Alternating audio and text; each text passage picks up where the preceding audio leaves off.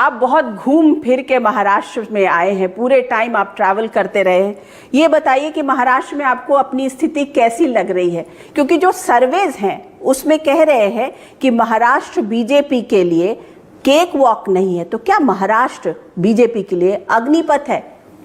देखिए, पहली बात तो मैं ये हमेशा कहता हूँ कि किसी भी चुनाव को केक वॉक नहीं मानना चाहिए। चुनाव तो चुनाव की तरह लड़ा जाता है, लेकिन मैं साथ में बहुत स्पष्ट रूप से कहना चाहता हूँ, कोई अग्निपथ नहीं है। ये एक ऐसा पथ है जिसको मोदी जी ने तैयार किया है और ये पथ उनकी ओर ही जा रहा है। महाराष्ट्र में लोगों का मन बना है। भले ही ये बात सही है कि 3 पार्टियां या 4 पार्टियां हमारी तरफ है, 3-4 पार्टियां उनकी तरफ है, कुछ छोटे दल हमारे साथ है, कुछ छोटे दल उनके साथ है, लेकिन बावजूद उसके लोग महाराष्ट्र में ये देख रहे हैं कि मोदी जी के साथ कौन खड़ा है, और जो मोदी जी के साथ खड़ा है उसको महाराष्ट्र वोट करेगा। पिछली दफा आप लोगों को 48 में से 41 सीट आई थी, फिर बाद में वो नवनीत भी आ गई थी।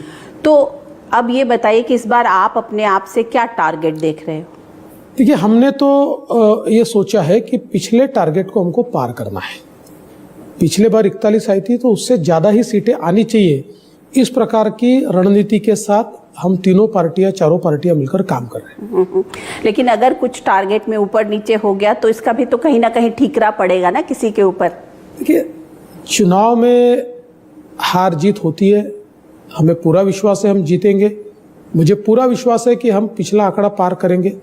लेकिन मैं एक बात बहुत स्पष्ट रूप से कहता हूँ, जब विजय मिलता है तो मेरी वाहवाही होती है, तो अगर कुछ सीटें 1-2 कम हो गई तो उसकी जिम्मेवारी भी मेरी होनी चाहिए, तो मेरी रहेगी। लेकिन मैं आपको बिल्कुल साफ शब्दों में कहता हूँ, मुझे कहीं कोई प्रॉब्लम नजर नहीं आता।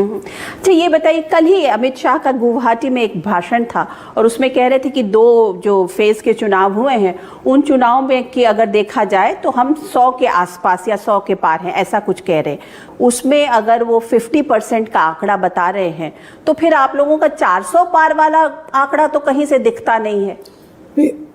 अमित भाई ने क्या कहा, मैंने उनका भाषण सुना नहीं है, पर मैं इतना आपको कह सकता हूँ, महाराष्ट्र में 13 सीटों का चुनाव हुआ। 13 में से 12 सीटें तो लोग भी कहते हैं कि हमारी क्लियर है, और 1 सीट पर लोग कहते हैं फाइट है, हम हारेंगे, ऐसा नहीं कहते।